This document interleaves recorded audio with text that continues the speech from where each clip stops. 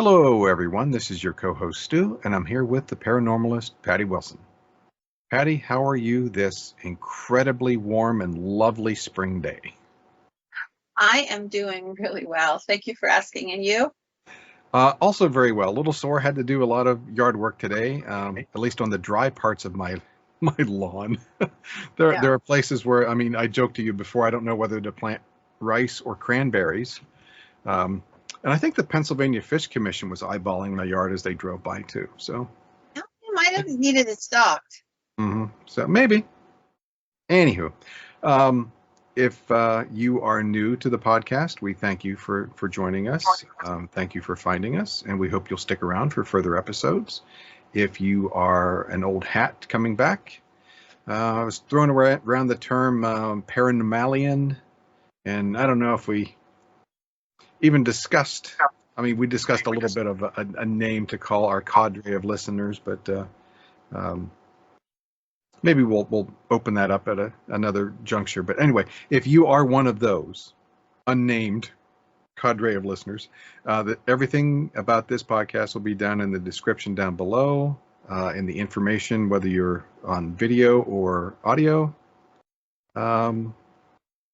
And I think I have nothing else to say. No, that's about it. Okay. And our topic for today Is Vodou. I'm sorry? Vodou. Okay. I'm sorry. Yeah, there was just a little bit of a Skype Oh, there. that's So, okay. So, a while back I did do an episode on voodoo, and this is a completely different type of episode. So it's not about the mythology so much as it is about how it portrays itself in the lives of people. So a very quick history. So Vodou, Vodou, dates back to about 6,000 years in Africa. So whenever the slaves were brought out of Africa into Haiti and the West Indies and all of that, they brought with them their customs, their cultures, and what have you. They were brought by the Spanish and the French most of the time. That was the vast majority of them were brought by those two particular countries. And they were slaves along with people from other ethnicities. People don't talk about it very much, but there were Irish and there were other Europeans, Slovakians, what have you. So this group of people all became slaves, and they brought with them a melting pot of beliefs and traditions and religions that gradually become homogenized and then blended into Christianity. So, the Roman Catholic Church is the church that basically proselytized and converted many of the slaves of whatever their nationality. So in order to make this work, this new faith, which is completely new and it's in many ways, voodoo, as we know it today, becomes born. And it takes pagan ideas such as polytheism, which is many gods, and merges it with the Christian idea in the Catholic Church of saints and of gods and ghosts and spirits called Iowa. And all of this becomes this amalgam that then becomes shaped into what we know as modern voodoo, which will then spin off into Santeria and a bunch of other variations on the theme over the course of time. Each of them getting a little more virulent or dangerous in some respects than the original one, although the original one's quite dark.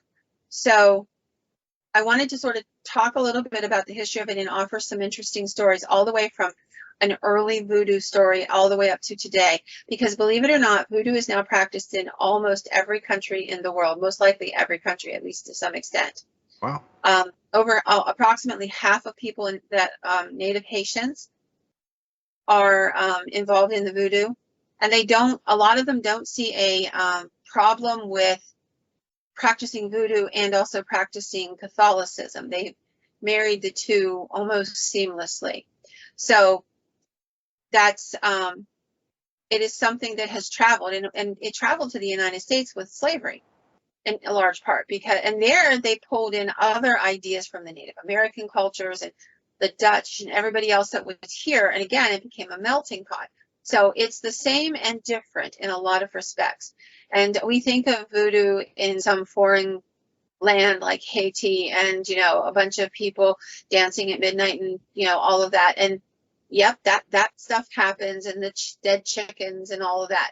But it has virulent forms in many other places. So I'm going to start you with a story of voodoo, and one of the ways it cross-pollinated into other cultures, because this particular story is very much about that. So this story starts in the mid 1700s. It's about a woman, a white woman, who becomes known regionally as a voodoo priestess. The place is Jamaica, and the woman is a very, very beautiful young white girl. She was born, either born there or brought very shortly after birth by her immigrant parents. In this instance, they were British and Irish. The father was British, the mother was Irish, and they immigrated to Jamaica. Today, that doesn't maybe make as much sense as it will whenever I'm finished with it.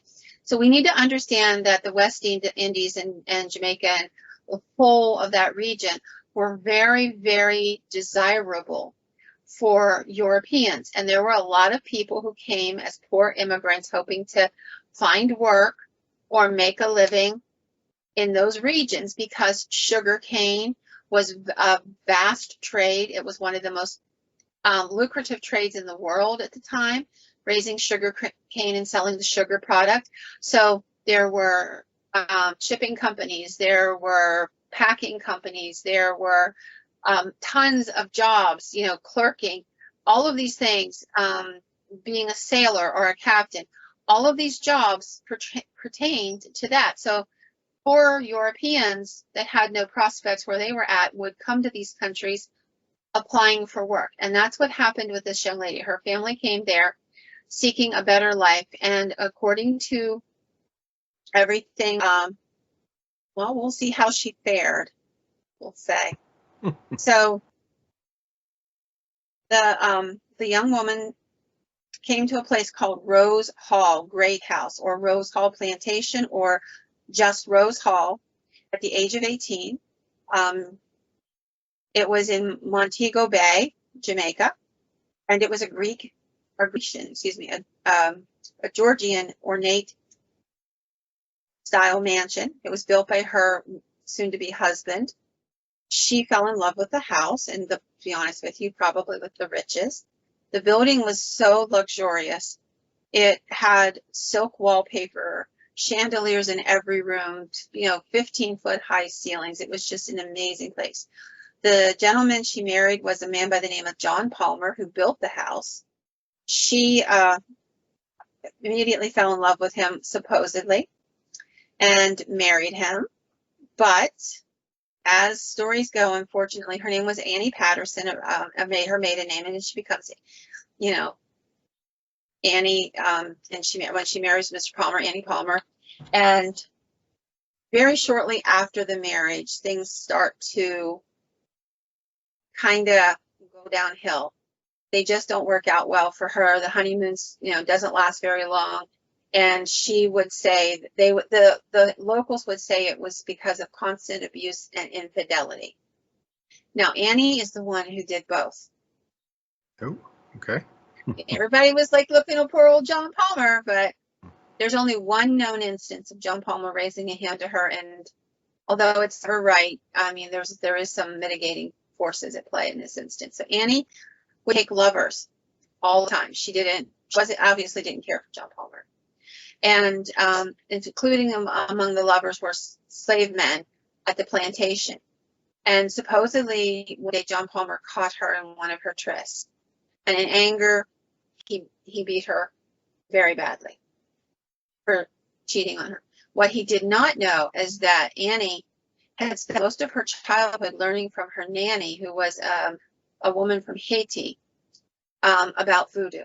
And so she practiced it secretly, keeping it very quiet and close to the vest, because it would have been frowned upon by the Christian counterpart particularly the non-Catholics who were Christians. They would have spoken ill of her, and she recognized that, and she needed a good match in order to climb up the societal ladder.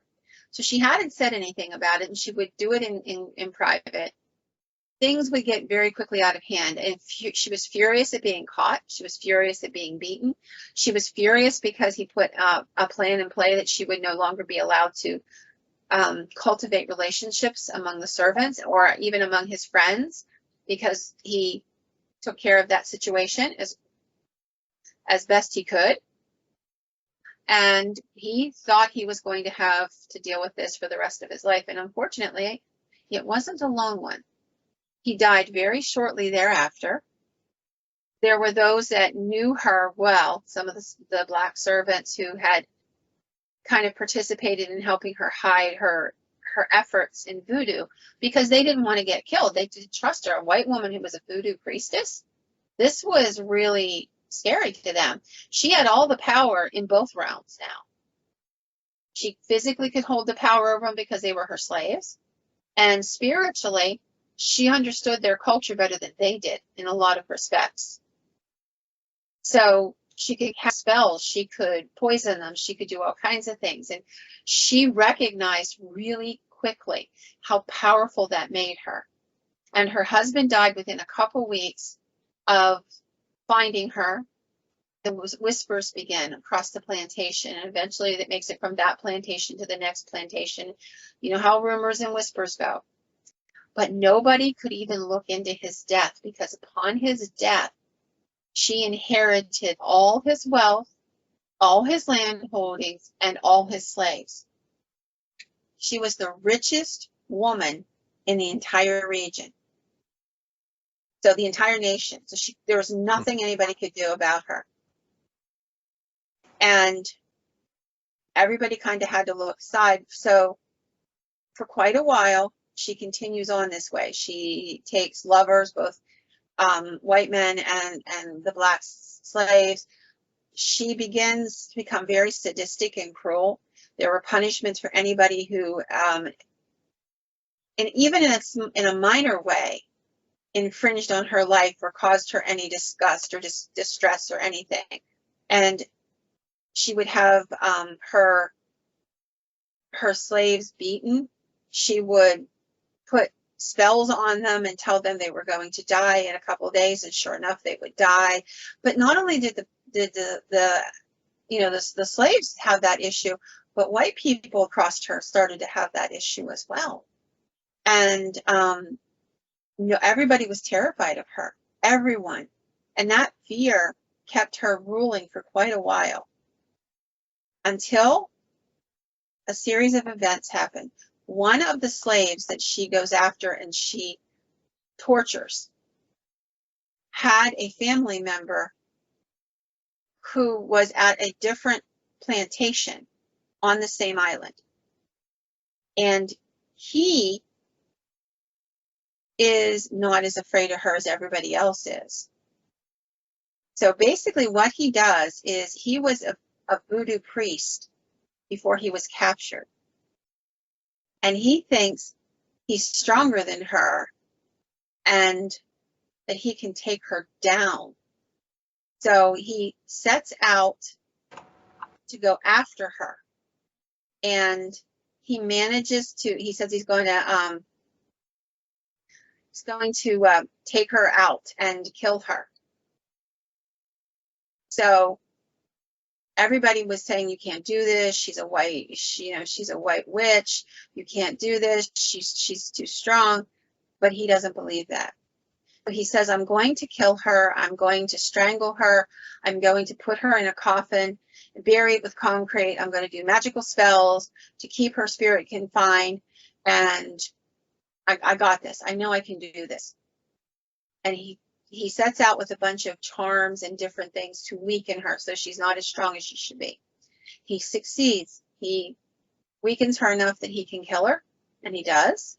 And he buries her with all the appropriate rickrack that he would need to keep her bound.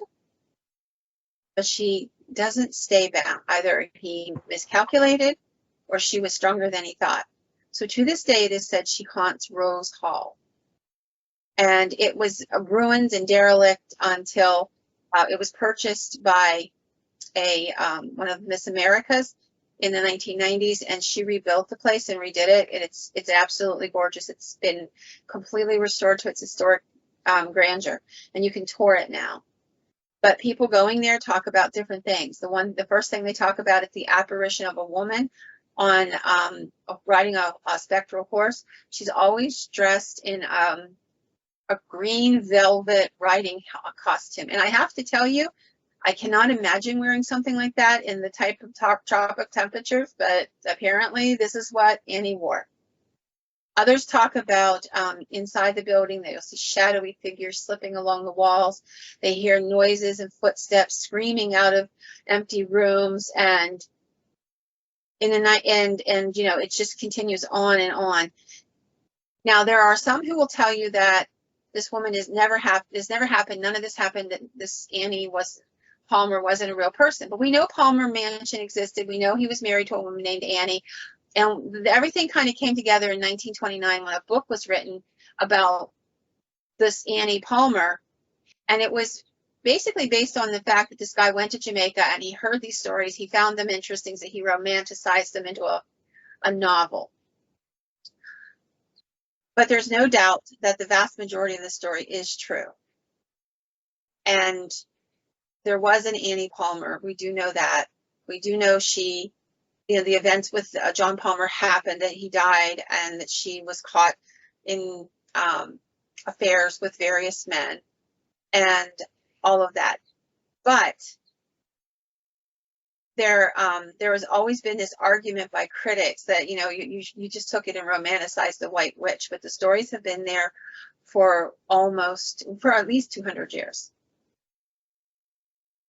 So take them for what they are. But that's the classic kind of a voodoo story, a priestess who, you know, is very powerful, who lords over everybody and what have you.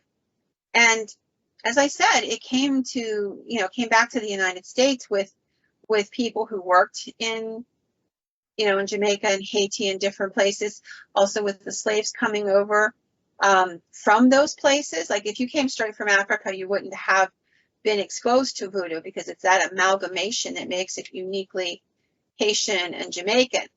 But if you had been on those islands and you saw the practices playing out, then you would carry them with you when you got to the Carolinas or wherever you ended up.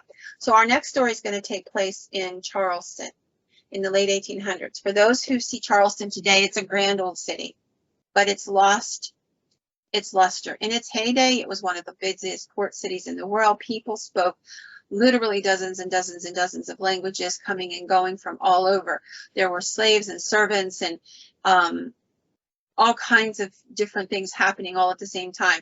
This was its own little world in the city. And so Charleston was the most bustling place you could imagine.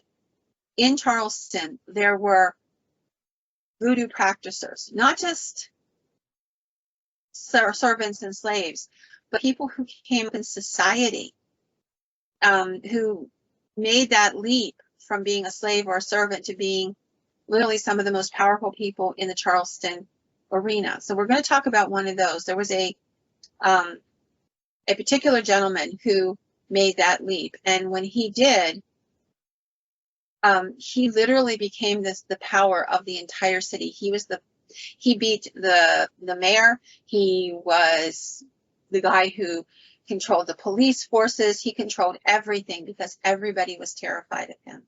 His name was John Domingo, and everybody locally called him the Black Constable because everything went through him. Now, there are so many stories of this guy that it's hard sometimes to pull pieces apart, but I'm going to tell you this. There is no doubt whatsoever that he was a real person. There's lots of letters, documents, what have you, throughout the Charleston history of people referring to him, talking to him, referencing him, and his exploits. And believe me, he had exploits. He was a huge man. He was his hair was always unruly. He always smelled a little, was always a little sweaty. But then it's Charleston, so I would imagine so was about a bunch of other people. And he wore this Union greatcoat, and people say he often looked like he was a vagabond. But when he stood up and he looked at you, you knew better. You definitely knew better. He could walk into a room and glance around, and the entire room would fall silent. He would go anywhere he chose, talk to anyone he chose, and nobody would buck him. So they say that he could control weather, like particularly the winds, and that merchants and sailors would go to him to pay him to protect them for safe passage whenever they started a voyage. And he would give them these charms and what have you, and tell them without these, the storm will come. And if they crossed him and refused to pay him, there are stories that those sailors didn't come back, if you get what I mean. I got what you mean. Yeah. He offered curses and love potions, and his entire life he could command whatever price he wanted for any of this stuff. He could heal people if he wanted. He could drive you to mental illness. He could give you diseases, and he could raise the dead. They said he had an army of zombies on his plantation, that the people that worked there weren't living people, but dead people, whom he had animated again so that he didn't have to pay them, because he had a plantation. He was that rich. And he had slaves, zombie slaves. And it was said anybody he so chose, he could turn into a zombie. There was no questions to be asked. So you can imagine how terribly powerful he was. There are stories that he was an African prince sold into slavery, that his name was High John de Marquet, and that he was able to do all of this because of a ring that he wore in his hand. It was a ring that was the shape of a serpent, and it was made of silver, with the head coming up and a stone in the snake's mouth. And he never took it off. Not for 1 second, not ever. He said it was forged on the banks of the Congo River, that it was imbued by the power of demons, and he convinced everyone. He was the greatest voodoo priest in the entire state. Everybody quaked at his name. You can imagine, that's why they called him the Black Constable. Everyone, everything went through him. You could murder somebody, and if he told the police not to arrest you, you would walk. You could have done nothing, and if he told the police to take you, you would hang. So it is said that one day Domingo used his powers to catch 2 thieves, or 2 men who were robbing somebody. And he lifted one up in each of his great powerful hands, literally holding them off the ground. And he said, I will show you all how powerful I am. And as they were screaming and begging for mercy and what have you, he called out, I am more powerful than the Iwa, which is the demon. I am more powerful than your Jesus. And as he did this, suddenly he screamed, and both of the men fell out of his hands, and he grabbed his throat. And it is said that he was lifted off of his feet by something, no one knows which one, and strangled to death and thrown to the ground, where he began very quickly to writhe, and he became an emaciated husk of a man that turned to dust within seconds in front of all the horrified people who had gathered to see him do whatever he had planned to do to the 2 thieves. But as I said with Annie, apparently whatever happened wasn't enough to keep him down. After his death, people claimed that they would see the Black Constable, would walk the nights, come out of the shadows. He would step out of cemeteries. He would even resurrect his powers at necromancy. They said he haunts old Charleston, that his house was demolished, and he became angrier even at that point. Eventually, like all things, his time was up, and he ceased. Or at least they say he ceased. But then again, if you're that powerful of a voodoo doctor, heaven only knows what you can do. I just thought that was a fascinating story. And I could see that I've done a little bit of research on Old Charleston for other reasons. And it was the kind of place where that kind of power could be swayed.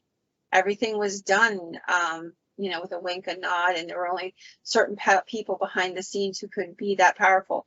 The fact that he owned a plantation, that everybody of every nationality kowtowed to him, literally bowed when he walked in a room, tells you he had great power, or at least he was able to engender great fear. So he's quite a character, isn't he? That would be one way of phrasing it, yeah. So as the voodoo comes forward into the 20th century, it comes a little different. Again, it's been an amalgam of things throughout the years. And so in the beginnings of the early 20th century, so the early 1900s, there are stories. In January of 1911, there was a police call to the residence of a man by the name of Walter Byers in West Crosby, Louisiana. People were kind of upset and worried because he hadn't shown up for work for a couple of days. And he never missed work. He was that kind of dedicated person. So the authorities went to his home and they found that everything was in order outside. They knocked and nobody answered. So they opened the door. It wasn't locked. And they went into the bedroom, and that's when everything changed. His bedroom was literally a bloodbath. His wife, himself, their 6-year-old son were brutally murdered. They were butchered. There was blood everywhere. There was a bucket of blood, of their blood on the floor. They were hacked open by hatchet that was still laying on the floor. And it looked as though they'd all been killed in their sleep. There was no struggle. And the police said, oh, somebody came through the window. It was open and must have come in the middle of the night and struck this poor family down. The brutality spoke of somebody who had a great hatred for this man, except for the fact that there was nobody like that. Nobody in the entire area had any grudge against this man. He was known as being a kind, soft-spoken man, a hard-working man, a good family man. The police couldn't find anything. And they were hoping it would be a one-time deal. And as they're investigating, suddenly things get even crazier. The following month, there's another set of murders, just like this first one. A guy by the name of Alexander Andrus, his wife Minnie, and their 2 young kids, all found the same way, hacked up in their beds, an axe laid on the ground covered in blood, a bucket of blood at the scene, mutilated terribly. The following month, another family, that of Alfred and Elizabeth Hazaway, and their 3 children. But this one's in San Antonio, Texas. But these are such grisly murders. The word spreads. It's across. And somebody says, I wonder if this has anything to do with that Byers murder. And they began to start talking, the police officers from the different sites. And they start putting their heads together and they're looking for something, similarities. What did Byers and Andrus and the Castaway family have in common? Well, there were 2 things. They were poor and they were Black.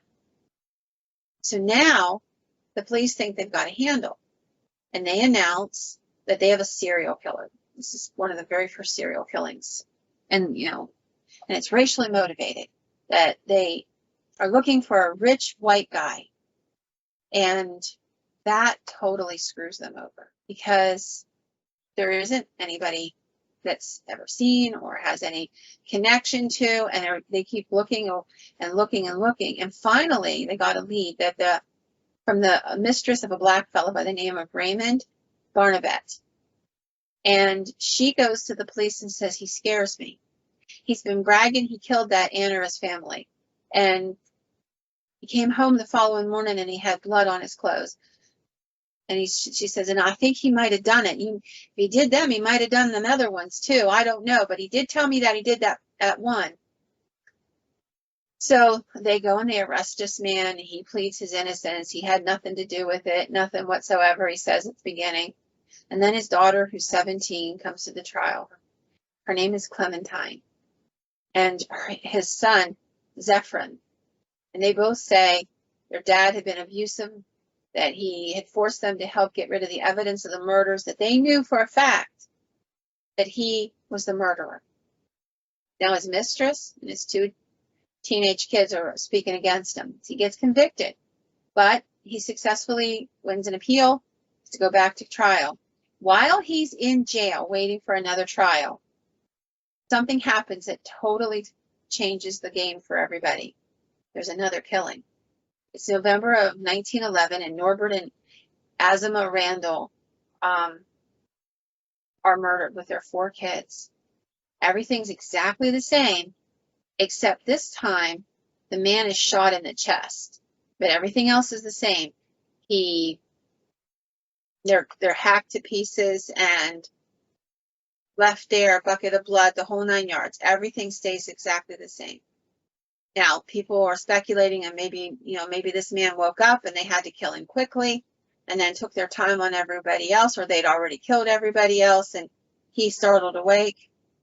Now, the police begin to look, because if he's in prison, how could he have done it? But his daughter and his son had information that they offered that convinced the police during that first trial that he was guilty, things that they would only have known if they'd been at the crime scene or they'd helped clean it up or clean up bodies afterwards or something. So now they start thinking, well, wait a second. If they was just cleaning up the bodies or cleaning up afterward, getting rid of the clothes and stuff like that from their dad, how would they know about the bucket of blood? How would they know about this? How would they know about that? So now they're looking at Clementine and her brother, and they're thinking, now, Clementine lived really close to the Randalls, and when they went the day after the murders to talk to her, there was blood on her door, and there was a paper at the crime scene that said, a complete suit of women's clothing, saturated with blood and covered with human brains. See if you can find it. Well, when they got there, they did find that outfit shoved in a closet, hidden. Now, I have to tell you that my first thought, someone set her up. They start looking at the brother, but the brother has an airtight alibi. He was in a public place with a lot of people, and they all claim they saw him at the same time in the same spot. So now they arrest, but that didn't stop the killings. They intensify. January of 1912, 3 families were murdered in the same way, in the same month. Bam, bam, bam, 1 a week for 3 weeks. And at one of those scenes, there was a message in blood on the wall. When he maketh the inquisition for blood, he forgetteth not the cry of the humble. And signed by a group called the Human Five. The media posts this message, it's written in the newspapers, it goes everywhere. And somebody comes forward and says, I know what they are. They're a voodoo cult. And all this has been going on because they're sacrificing people. And they hide it under all the gore and stuff. Like if you just did the things that are just the ritual things, people would recognize it fairly quick. They talk to her, to Clementine, and she says, eventually she confesses. And she says, yep, that's exactly what it is. These are voodoo murders, and we call ourselves the Church of Sacrifice. And she tells them all this stuff. She tells them where they meet. None of this is proven. None of this can be proven. But she swears by every word of it. She says that they take the bodies, they take the lives of these people so that they can achieve immortality. She says they use charms to protect themselves and conjure bags to get them into the house and to keep everybody asleep while they do the deed. That's why nobody ever woke up. And she tells this crazy story. She says all total, they'd killed 35 people. The first few, they hadn't known enough to butcher them right. So it maybe didn't work, but the rest they did. She said, we meet in churches, Christ Sanctified Holy Church in Lake Charles, Louisiana. But when they went there, the pastor's like, I have no clue what you're talking about, people. You're crazy. Come on in, take a look around the church, talk to anybody you want, blah, blah, blah. And they never did find anything in the church that had anything to do with it. However, because she confessed, and because at that point they realized that the murders could continue even if she was in jail, if there was other people. They were doing it to muddy the waters, so to speak. They put her on trial. She is convicted and ends up going to Angola State Prison in Baton Rouge. She was 19 years old. She doesn't get out until 1923. And they say in the article about her being returned to society that a mysterious procedure had cured her and restored her to sanity, stating that a voodoo ritual to release her spirit had been done. No more murders happened after she was convicted. Were the other people afraid to continue because they might be found out? Was the whole thing a lie? Were they voodoo murders, seeking immortality? And if so, I wonder how they became immortal. She came down through history immortal, and her story will never be completely forgotten. But nobody knows who the other ones were, if there even were other ones. And that's an absolutely true story. You can read the newspaper articles, you can read the court trial transcripts. There's a lot of data. 2 trials for him, 1 for her. Both ended up being convicted, and his conviction was not overturned. And that's where we're going to have to leave that story. But voodoo is definitely at the heart of it, or at least the ideas of voodoo, to create fear. I can't imagine a community more frightened than the communities in which those murders, as senseless as they were, had happened. So we're going to go to back to Haiti for a moment. In 1863, Congo Pelé of Haiti spoke to his sister Janine, who was a voodoo priestess, and he said he needed help to gain power and wealth. And she said, "I will help you, my brother." So they went and talked to 2 very high priests on the island, and they were told that they needed to create a sacrifice of a goat without horns. Now, in the voodoo, that's a parlance for a human being. Okay. Without horns. So I know you all are thinking, well, you're just talking about a goat. But we're not just talking about a goat, we're talking about a human being. And so on December the 27th, Janine invited her sister to go to Port-au-Prince for the day. While they were out, Congo and the 2 priests kidnapped the sister's daughter, Claricine. She was 12 years old. They hid her under the altar of the local church where they held sway. And this was December 27th, so New Year's Eve is not far off, where they performed on New Year's Eve the murder. They strangled her. I won't go into all of it. They decapitated her. The blood was taken, and she was cannibalized. And that is as ungraphic as I can get it to let you know a little bit of what happened to that poor child. Shortly after that, they were all arrested. In open court, they all confessed to all the details. And on February the 13th of 1864, it is known, it is in the court records, that they were executed for the affair. However, there are people who will tell you that it wasn't because they were voodoo priests and priestesses, but rather because the then president of Haiti, President Griffard, who had been born a slave, was strongly pro-Catholic, and he wanted to move Haitian people away from voodoo to Christianity. And so they said he used this case to highlight the evils of voodoo. But there's nothing in any document that I've read that says that they weren't guilty, only that he used it to his advantage. Imagine that, a politician using something to his advantage. And this case was so well known, it made headlines all over the world, and it really did cement for all time that popular notion of voodoo, in the dark at midnight with a dead chicken and the candles and that, because they describe it, and that's what's in the papers. And so it really does change the complexion of voodoo and make it much, much more dark. Yes, but yes, I just said, imagine a politician using something for his own advantage, but using it for his advantage doesn't make it not happen. It just meant that he used it because it was already his.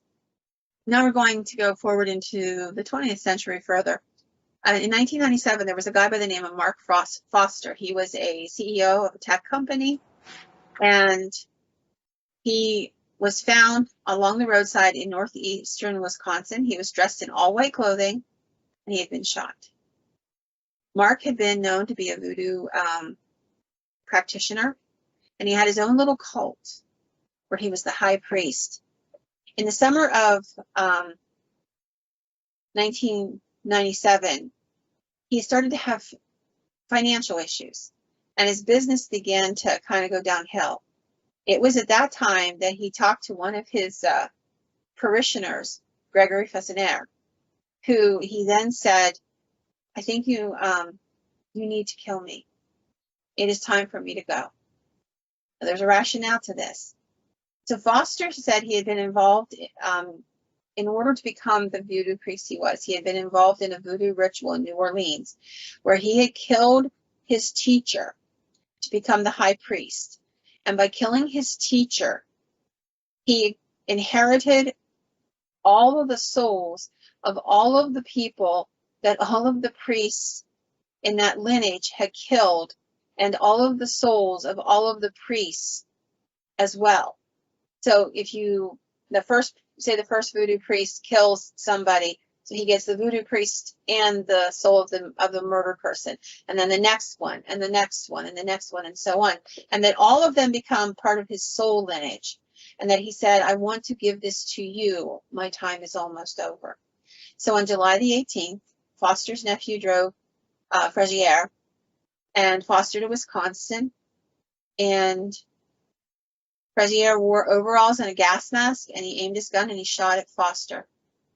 First bullet didn't fire. Foster was frustrated, and so he took the gun apart, put another bullet in the chamber, handed it back, and with the second shot, he died. The bullet flew out of the chamber, and that was the end of it. Frazier would claim that he received all of the souls inside of his own with him, but it didn't stop the police from arresting him or his nephew, or from them going to prison. The nephew went for 4 years, Frazier for 10, and nobody knows what happened to him since then. But it is known that he did belong to a voodoo cult, and that this particular voodoo priest believed that by having himself killed and picking his protege, he could pass his soul forward and they couldn't touch his body. And this next story I found immensely fascinating, because it is one of the very first cases, police cases, in the entire country where cults and voodoo and what have you become a primary issue. And it was really strange. This is 1970, San Francisco's Golden Gate Park in California, and it's the end of the, kind of coming towards the end of the hippie thing, and the soldiers are coming back from Vietnam and all of that, right? And there's a lot of drugs and blah, blah, blah going on. So this is how kind of Golden Gate Park became kind of a mecca for all of this kind of stuff. So for the 60s and the 70s, the whole Haight-Ashbury area, Golden Gate area, it's kind of fallen into rough times because there's a lot of homeless people there and what have you. So in the early 1980s, there's a case that comes up. This was 1981, February the 8th of 1981, when this whole thing starts.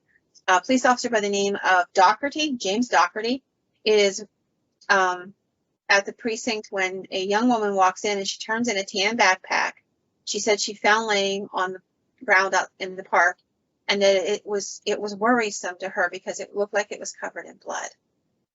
And he opened it up, and inside there were just pants and shirts with blood stains. And it was enough to make Doherty really curious as to what the heck was going on. So he thanked the young lady, and he decided to go to the place she indicated and see if he could find anything. So it's, like I said, it's a rainy, miserable day. He talks to one of the other officers. He's like, hey, dude, I'm going to go out there and take a look around. This much blood. There might be something happened out there. Let me see what I can find out. So he goes walking through the park, and he's really covering this area good. And he runs around to behind some bushes and what have you eventually. And there's a sleeping bag in the rain near the lake. And there's somebody inside. You can tell it's got the lump of a person. And so he walks over, and he's thinking, like I said, there's a lot of homeless kids and druggies and what have you. So his first thought is to just kind of wake them up and see what's going on. As he gets close, he kind of takes the foot, he kind of taps it. And he's like, hey, You okay, dude? And then he sees the rainwater running off of it, and there's a little bit of pink in it. And he walks up around and he flips the blanket up, and it's a headless corpse. Ooh. That's all it is. It's a headless corpse. And of course, you can imagine what happens next. Corpse was of a young black man.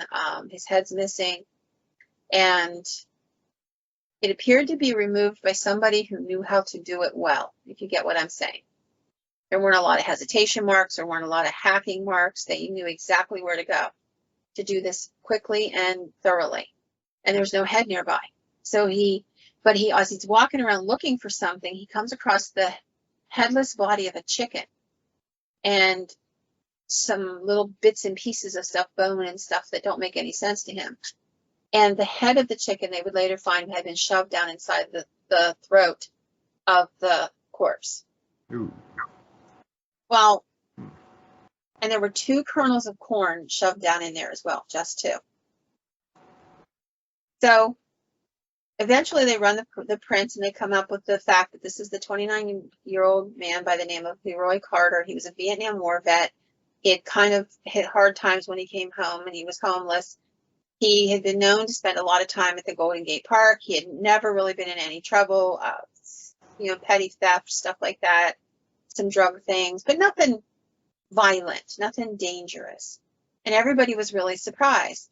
And then the detail of the mysterious headless chicken and all of this made it look more like some sort of a ritualistic killing. Well, this is way outside of the cops' league. So they start asking around, and they find this police officer that they're referred to named Sandy Gallant, who is a specialist in cult brainwashing, cult witchcraft, supernatural, satanic murders, things like that. That's her thing. So she comes in, she looks at at everything, and she's like, this is definitely a ritualistic murder. It has every sign. You have the body laid out a specific way. You have the dead chicken, the head, and all that other stuff. Like there's things at play that should be marked. So she starts asking around, and she starts asking experts, and she comes across this expert in a type of magic, black magic, known as Palo Maombo. And it's a kind of an offshoot of Santeria, which is an offshoot, it's a Caribbean offshoot of the Voodoo. So it's a esoteric Voodoo practice, if you will. And this particular practice incorporates animal sacrifices as well as human sacrifices. And the Santeria expert comes in, takes a look, and they decide that this is definitely a Santeria murder. That somehow Carter had become prey to these people, that he had been killed, and that the purpose of the death was that they could use his brains, his ears, and his nose to make a magical brew that they needed to have for a specific ritual that has to sit for 21 days. And then 21 more days after the brew is made, that has to sit in the same spot where the priest is at that made it. And that this will make this ritual, this fluid, very powerful, and they can use it to their advantage. Well, you can imagine when the police hear this crazy ass theory. And not only that, but they add one more detail that's even more insane. They will have to return on the 42nd night to replace the skull back where the body had been, to give it back to this man. Okay? And the cops are literally, like, there's an interview with one of the interviews I read was with a cop that was there, and he said, our attitude was, give me a break. This stuff doesn't happen. We literally laughed at them. But 42 nights after the murder, the decomposed missing skull showed up at the site where the body had been found. The ears, the nose, the brain were all missing. And nobody had taken the chance to sit there and wait for this person. So whoever it was came and went without ever being found. This is a cold case to this day. And there is no doubt by anybody that this was a ritualistic Voodoo Santeria murder. This was the case that changed the police's point of view. It's become one of the strangest cases ever investigated in San Francisco.